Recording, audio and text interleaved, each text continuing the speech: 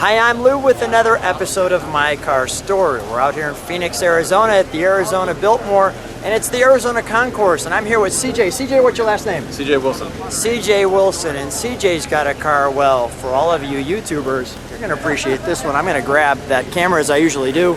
So CJ, first of all, great car. Thanks, yeah. I'm happy for you. Yeah, this is a 2015 McLaren P1, one of 375 that they made. This is number 127 in Cerberus pearl metallic, which was their idea for the name. I like to call it Blurple because, as you can see right now, we have a kind of a blue and purple kind of thing going on. Come on alongside me. So as you're walking around the car, the color completely changes, and depending on the temperature outside and the sunlight, you'll actually get different hues of. You get orange and you get all that other stuff. So I drive this car on the track. I've got 8,000 miles on it. I've got about 15 track days. How does it drive on the track? Oh, it's phenomenal. Yeah, it's a beast. It's got 903 horsepower. It's a hybrid, just like the 918 or the LaFerrari. So you get incredible amount of torque, a lot of downforce, and the power that this thing makes is just. It's just fun. It's just 100% fun. Yeah, this is a great car. No doubt about it. So let me show you around the inside a little bit. Please. It's pretty Spartan on the inside because, I think with the outside sort of speaking for itself, Let me just step back to show that door and what that kind of looks like with it open. No, keep it open. Yeah, no, I'm just going to do the dramatic reveal again. Oh, okay, yeah. Like we're opening a Christmas present. Yeah, there you go. Yeah, that's great. Okay, love. You lose a lot of downforce when the door's up. That's the issue. But you can see that like I've driven it on the track, and I've had some rocks come up and hit me and stuff. It just the cars come with all McLaren cars come with a 3-year unlimited mile warranty. And I said even the P1, and I said even the P1. So I said, well, let's do this. Yes, I'm going to drive it. Yeah. No doubt about that. The car has a fully carbon fiber chassis construction, so everything from the dashboard to the floorboards, everything is carbon to increase rigidity, save weight, and you can actually see they have different types of structural carbon, visual carbon that's just more sort of I guess show off stuff.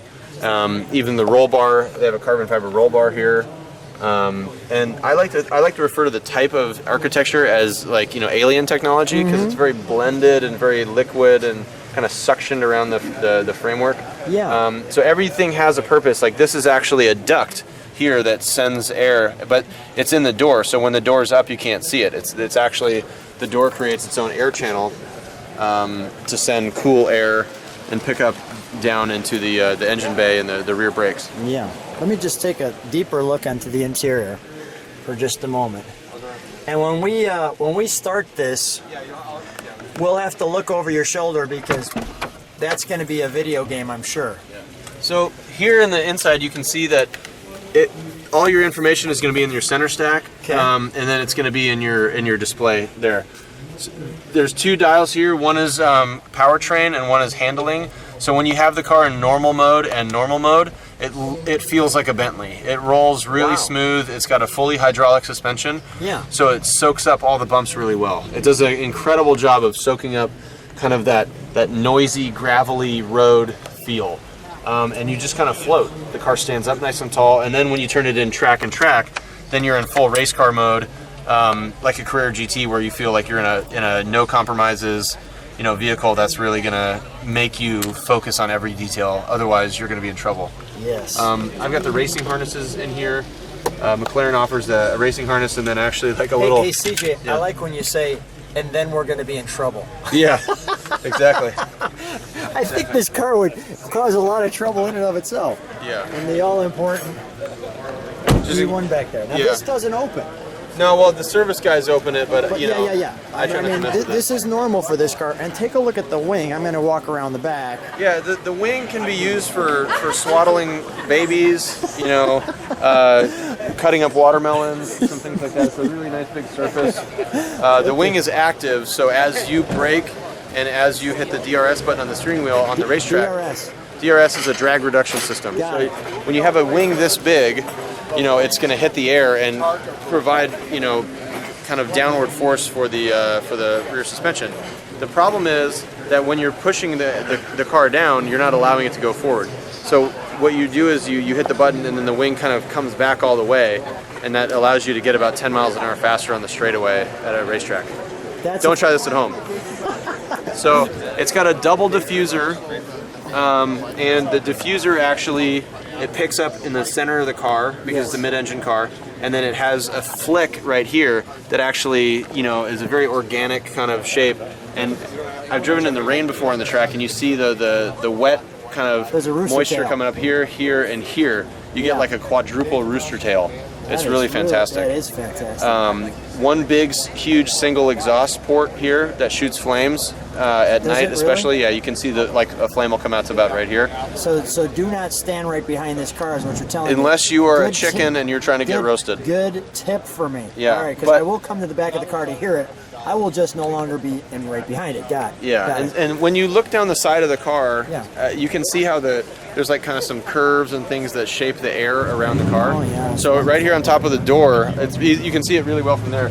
This is actually an air intake that goes through here to get air into the engine, because the velocity of this air coming through here, as the air actually gets sped up by the body as it's tightening and coming into it. So here there's a little NACA duct.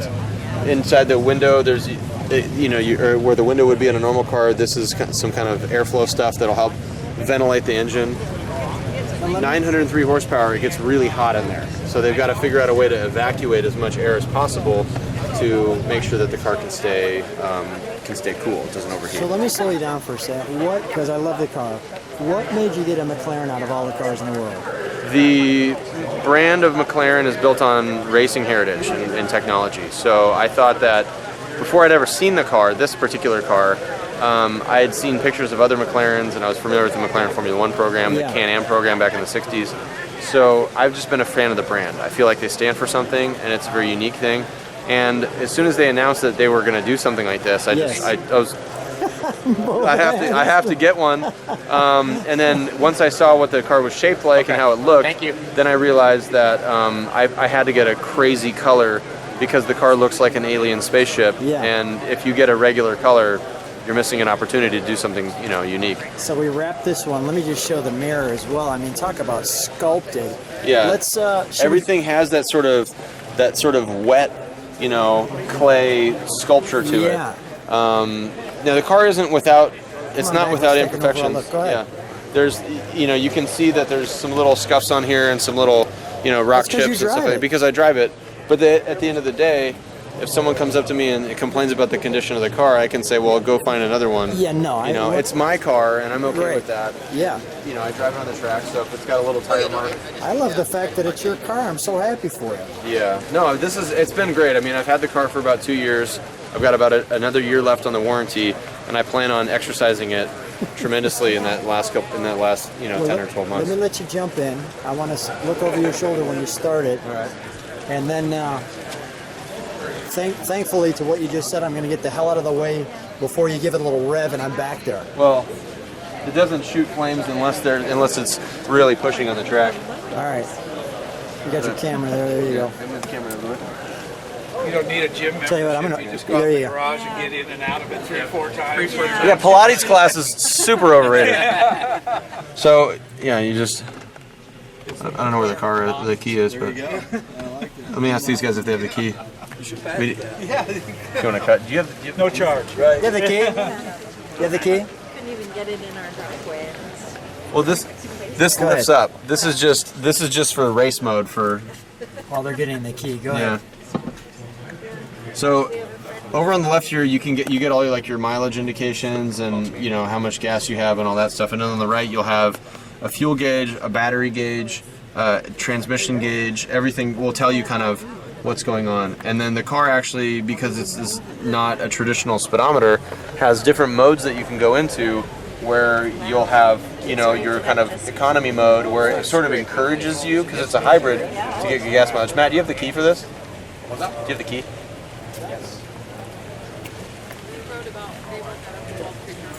There we go. Thank you, Matt. Uh-huh. What's up?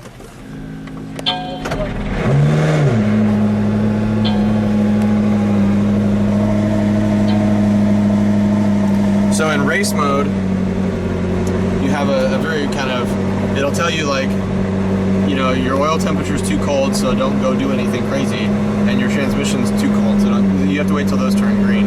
The battery will show you how much battery there is right now. There's not a lot of battery charged up, but as you're driving on the track, the battery will actually recharge itself as you're going through the braking. So if you look at this visual picture here, I'm very reclined. I'm laying down a lot, and that allows me to withstand G-forces a lot better. When you're sitting super tall. So wait, let me slow you down. So you resist G charges better this way. Yeah, because when you're laying down, you know what I mean? Yeah. And you turn, your body, you know, will roll a little bit, but the you don't lose your axis. Yeah. If that makes sense, because if you do. you know, I'm only like right here or whatever. So it's a very reclined position, but the visibility is still very strong. I can see outside of the car really well. I know exactly where the wheel is because the wheel is and my foot are approximately in the same position. So when you're driving on the track, you have to know kind of where everything is. Now here you can actually see the DRS is charged up. So and then when the battery is fully charged up, then this will be charged up as well, and then you can deploy the battery for an additional 170 horsepower at any point on the track by hitting the iPass button, and it'll instantly give you 170 horsepower. It's like a third turbo. Wow. So it's like Fast and the Furious when they keep going through gears and you're like, they're in 15th gear, what's going on? Yeah. They don't have the iPass button, but that's the way it feels on the track. That's so how then it feels on the track. The DRS button will recline the rear wing to give you maximum slipstream through the air, so that you don't have the drag. And while we're waiting for that on the track. Yeah, and so then all the controls are pretty basic. I mean, you know, your headlight controls are up here, but it's right there. Yeah, right. When it comes down, and then these are your mirrors. That's pretty much it. Is it? But it's got a stereo. You know, it's got nav. Yeah. It's got all the regular stuff, and then you can put it in E mode and drive it like an electric hybrid car. Yeah. And then it'll get 30 miles to the gallon on the freeway. And then it'll get 30 miles to the gallon. So unlike a lot of cars where you have range anxiety because you're always like, oh God, I'm gonna run out of gas, oh God, and you have to pull over with a half tank because you really don't know. The P1 allows you to drive it like a regular car in the sense that you can go out there and get 300, 320 miles out of a tank. Yeah. And, you know, just do your thing. It's a sensible car. Well, I wouldn't go as far as to say it's sensible because not a lot of people can get it over and across the sill all the time. But I really think it's a very special car, but for what it is, which is a hypercar that's 900 horsepower, it's actually extremely livable for me. I like it. I'm a flexible young guy, so I can get it now, but you know, people that you can move the steering wheel around and customize it. Some people have a power switch. Yeah. I like race cars, so I like everything on the inside as analog as possible. A lot of my Porsches that I have, no radio. Yeah. I've got the new Mustang, no radio, no air conditioning, because I want that hardcore. You want to feel it. I want that hardcore race car. You're not falling asleep in this one. No, yeah. No. All right, can we? It's not green yet. Yeah, it's not green, but I'm not sure. But there's no transmission action, so I. So we can maybe give it a little rev if I get back there.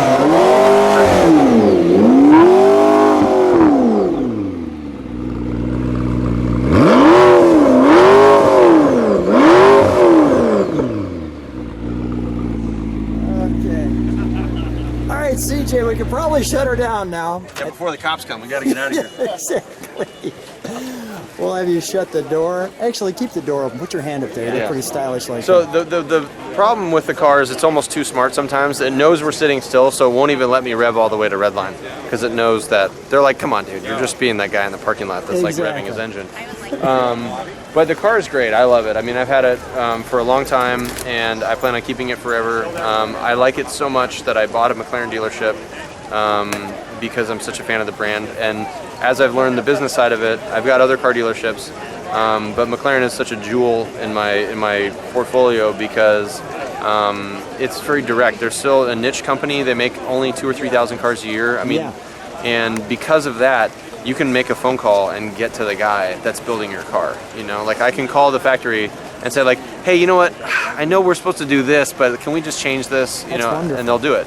There's a lot of other companies that they won't really let you do a custom build. They won't let you do what you want. McLaren will let you do a one-door car. You know what I mean? They'll let you do a no-door car with no roof. Whatever you want to do, they basically say, well, you know this is going to be expensive. But for those people that have everything else, it's really the ultimate alternative. CJ, I will put the details on how to get a hold of you if people want to get their McLaren. Such a fun time sitting with you and hanging out. Thanks so much. I wish you nothing but the best. Thanks for being on My Car Story. Yeah, this is a cool story, son, and a cool car, so I appreciate it. Thank you.